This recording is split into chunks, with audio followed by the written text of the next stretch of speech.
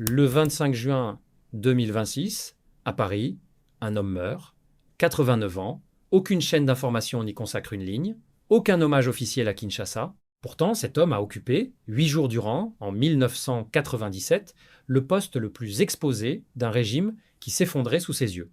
Premier ministre du Zaïre, Norbert Likoulia Bolongo est le 17e et dernier nom d'une liste que presque personne ne connaît par cœur. 17 hommes, 32 ans, un seul régime. Certains ont été torturés, d'autres sont morts en exil sans que leur pays ne s'en souvienne. Un seul a battu un record que personne ne lui envie vraiment, 24 jours au pouvoir, pas un de plus. Le point commun entre ces 10 à 7 trajectoires, aucune ne s'est terminée par une passation normale du pouvoir. Pas une seule. Et à la fin de cette histoire, vous comprendrez pourquoi le fils de l'un de ces hommes humiliés est aujourd'hui président de la République démocratique du Congo, et pourquoi la mort de ce vieil homme à Paris, cet été, ferme une boucle vieille de 60 ans.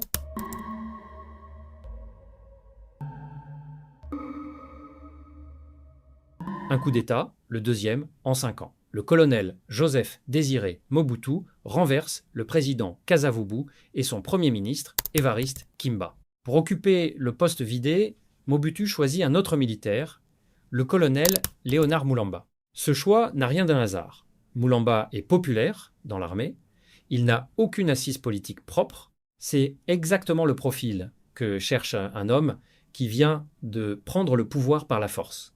Quelqu'un à qui donner un titre, pas une autorité. La preuve arrive vite. 6 jours après la nomination de Moulamba, Mobutu s'octroie déjà des pouvoirs spéciaux. Le nouveau Premier ministre n'a même pas eu le temps d'exister pleinement dans sa propre fonction. 7 mois plus tard, le 2 juin 1966, le régime organise une pendaison publique au stade des martyrs de Kinshasa. Sur l'échafaud, l'ex-premier ministre Évariste Kimba et 3 autres dignitaires accusés d'un complot que l'histoire retiendra comme largement fabriqué. Des dizaines de milliers de personnes assistent à l'exécution, le message est limpide et il s'adresse à tous ceux qui rêveraient un jour de ce fauteuil. Occuper ce poste, ce n'est pas détenir le pouvoir, c'est être exposé à sa place. 4 mois après cette exécution, Moulamba est démis à son tour officiellement pour avoir mal géré une mutinerie à Stanleyville, en réalité sous la pression du haut commandement militaire, qui ne le considère plus comme un allié fiable. Il finira sa carrière dans une série de postes d'ambassadeur, loin de Kinshasa, jusqu'à sa mort en 1986. Léonard Moulamba n'est pas seulement le premier nom sur cette liste.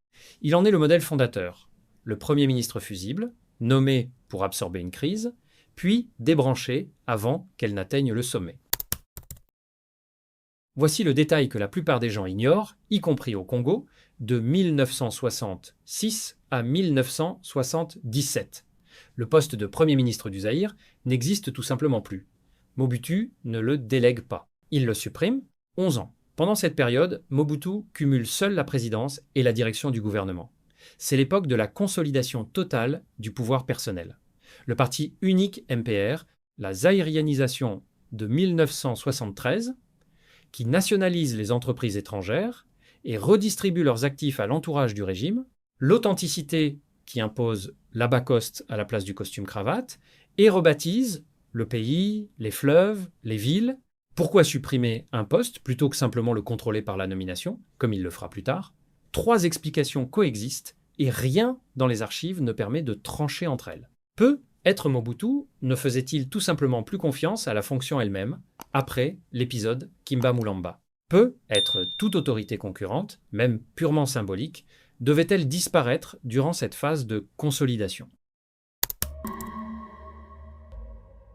Le poste réapparaît, mais changé. On ne parle plus de Premier ministre. Le nouveau titre est Premier commissaire d'État. Un commissaire exécute, il ne dirige pas. Le vocabulaire, à lui seul, dit déjà tout. Le premier à occuper cette fonction rétablie s'appelle Pinga Kassenda. Sa journée type, comme celle de ses successeurs à cette époque, ressemble à une mise en scène soigneusement organisée. Résidence officielle dans le quartier de la Gombe, à Kinshasa. Véhicule officiel. Une garde rapprochée fournie non pas par l'armée régulière, mais par la division spéciale présidentielle, un corps d'élite directement loyal à Mobutu et non au gouvernement. Même la sécurité du chef du gouvernement dépend, au quotidien, du président. La journée commence souvent par le bulletin de la Voix du Zaïre, seul média autorisé du pays, avant une série d'audiences et de réunions du Conseil des commissaires.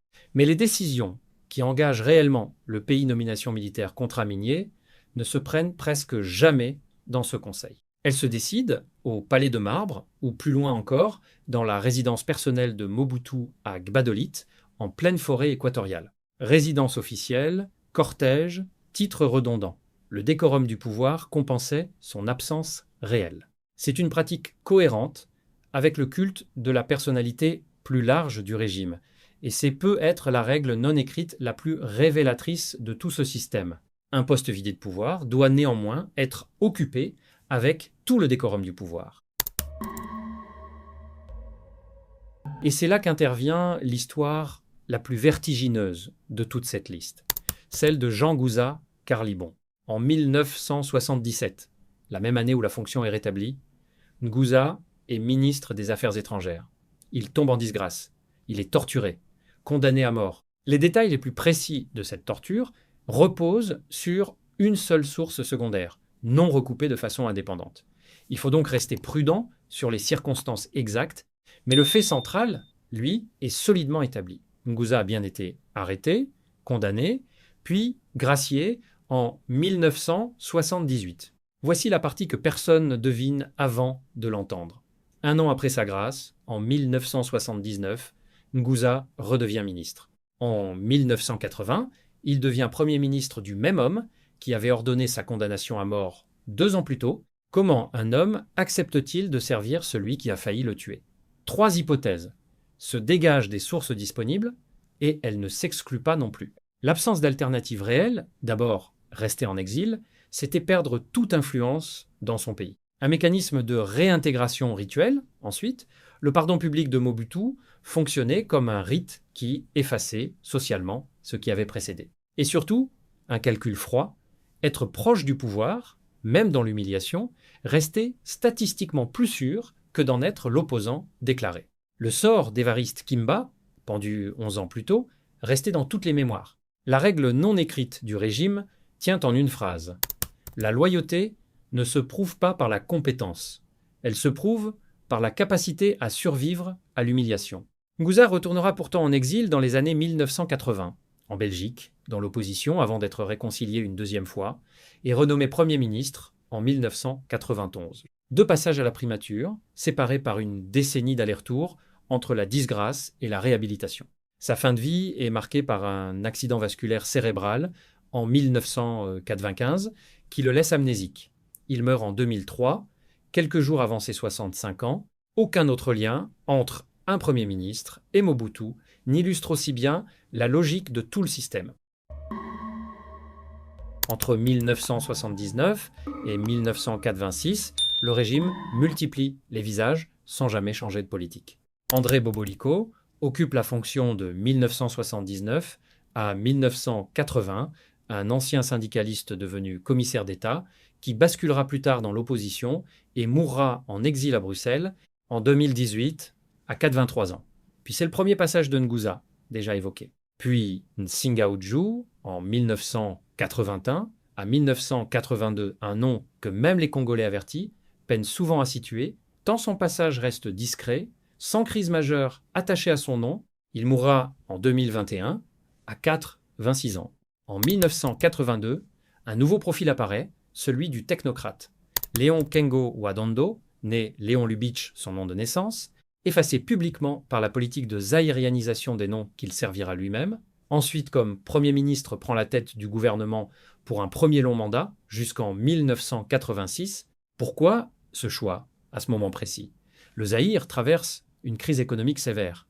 Kengo a la réputation d'un gestionnaire rigoureux, capable de parler le langage du Fonds monétaire international. Pour la première fois, depuis longtemps, Mobutu a besoin non pas d'un fusible militaire, mais d'une façade de sérieux face aux bailleurs occidentaux. De 1987 à 1990, 3 passages courts se succèdent. Mabi Mulumba, économiste et professeur d'université, l'un des rares de cette liste encore en vie aujourd'hui, et dont le passage reste, dans les sources disponibles, étonnamment peu documenté. Puis Sambwa Pida Bangui, ancien gouverneur de la Banque du Zaïre, technocrate au parcours impeccable, réduit en 1988 à un rôle de simple figurant politique. Il mourra en 1998 en Europe, où il s'était finalement réfugié dans la recherche académique plutôt que dans la politique. Puis un retour de Kengo. Le rythme dit tout. Plus la crise économique et sociale s'aggrave, plus la pression pour la démocratisation monte, plus le régime accélère la rotation à la primature. Chaque nouveau visage est une tentative de gagner du temps. Et le 24 avril 1990, Mobutu prononce un discours qui change, en apparence, toute la donne. Il annonce la fin du parti unique et l'avènement du multipartisme. Vincent de Paul Lunda Bululu est nommé Premier ministre, le dernier de l'ancien système du parti État. Il démissionnera quelques mois plus tard, sans bilan politique marquant. Sa trace la plus durable n'est même pas politique. À Kinshasa, un pont reliant les quartiers de Bandalungwa et Kintambo reste associé, dans la mémoire populaire, à son bref passage. 1991 est l'année où tout s'accélère. Mulumba Lukoji ouvre la Conférence nationale souveraine, ce grand forum censé refonder les institutions du pays. Et il fait quelque chose que personne n'attendait de la part d'un Premier ministre du régime. Il déclare publiquement que le bilan du MPR, le parti unique de Mobutu, est globalement négatif. Un mot, deux adjectifs, et le régime le lâche presque aussitôt. Mulumba Lukoji mourra en exil à Johannesburg en 1997, à 53 ans, largement oublié aujourd'hui, y compris par une partie de la diaspora congolaise qui connaît par cœur les noms de Mobutu, de Kabila, de Tshisekedi, mais rarement le sien. La même année, en septembre, éclatent des mutineries à Kinshasa, suivies de pillages massifs. Dans ce chaos, Étienne Tshisekedi est nommé Premier ministre pour la première fois pour un mois à peine. Il est remplacé par Bernardin Mongoul Diaka. Voici le record que personne ne réclame, 24 jours. C'est la durée exacte du passage de Bernardin Mongoul Diaka à la tête du gouvernement zaïrois. En 1991, le mandat le plus court de toute l'histoire de la fonction. Ce qui s'est réellement passé durant ces 3 semaines reste, à ce jour, très peu documenté. 3 lectures sont possibles. Un choix purement tactique de Mobutu pour gérer une transition express sans intention réelle de le maintenir. Un échec personnel rapide face à des blocages institutionnels dans une période d'instabilité extrême. Ou un signal politique délibéré, montrer à l'opposition que même un transfuge ne serait jamais récompensé durablement. 5 ans plus tard, en 1996, Mongoul Diaka sera de nouveau démis d'un autre poste pour mauvaise gestion et abus de pouvoir. Une double humiliation, séparée de 5 ans, l'une est claire, l'autre tardive. En août 1992, quelque chose d'inédit se produit.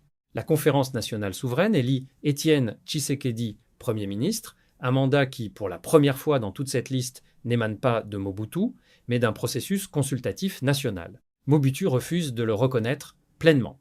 2 gouvernements cohabitent alors, de fait, dans le même pays. Le 17 mars 1993, Mobutu impose Faustin Birindois, un transfuge du parti de Tshisekedi lui-même, l'UDPS, pour prendre sa place. La réaction de son ancien parti est immédiate. Birindois en est exclu sur le champ.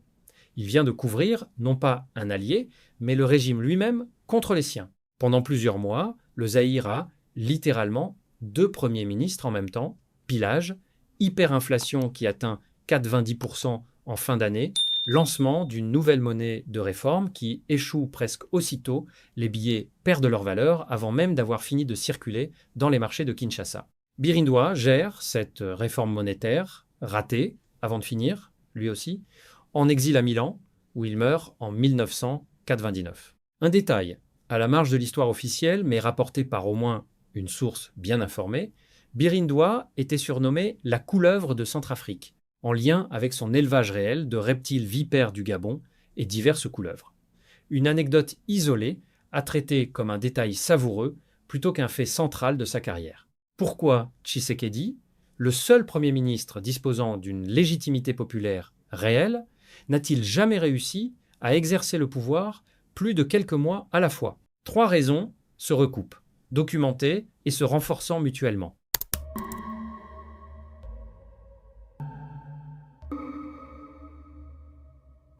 En 1994, un accord de fusion des institutions de transition ramène Kengo Wadondo pour un troisième mandat le plus long cumulé de toute l'histoire de la fonction. C'est lui qui devra gérer la fin de partie. En 1996 débute la guerre menée par l'Alliance des forces démocratiques pour la libération du Congo, l'AFDL, dirigée par Laurent-Désiré Kabila, appuyée par le Rwanda et l'Ouganda. Kengo, d'origine Tutsi par sa mère, se retrouve fragilisé par ses propres soutiens à mesure que le conflit s'ethnicise. Des années plus tard, en 2003, il sera accusé de blanchiment d'argent en Belgique, une chute réputationnelle après des décennies de respectabilité internationale, construite avec le Fonds monétaire international.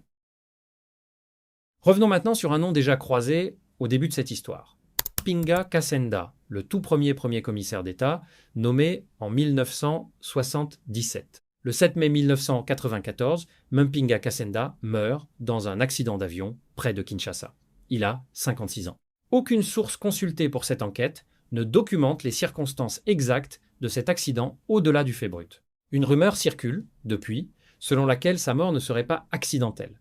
Il faut être clair, aucune source vérifiable identifiée ici ne l'affirme. Cette rumeur circule surtout parce que la mort d'un ancien Premier ministre dans un accident aérien, dans un pays où plusieurs figures politiques sont mortes en circonstances jamais élucidées, active, presque mécaniquement, un réflexe interprétatif collectif. Ce qu'on peut dire avec certitude, sa mort dans un accident d'avion en 1994 n'a jamais fait l'objet d'une enquête publique connue.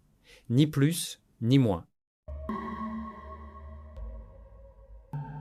En mars 1997, Kengo démissionne sous la pression de l'avancée militaire de l'AFDL. Étienne Tshisekedi revient à la primature pour 7 jours à peine, du 2 au 9 avril, avant d'être écarté une troisième fois. Le 9 avril 1997, un général devient le 17e et dernier Premier ministre du régime mobutiste, Norbert Likulia Bolongo, à la tête d'un gouvernement de salut national qui, en réalité, ne contrôle déjà presque plus rien.